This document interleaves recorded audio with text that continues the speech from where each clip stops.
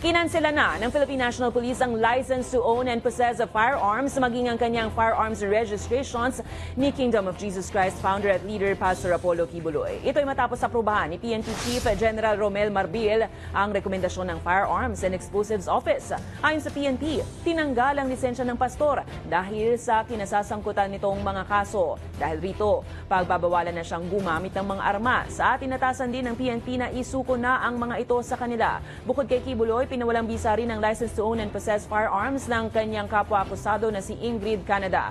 Matatandaang nasa 19 na baril ang pagmamay-ari ni Kibuloy.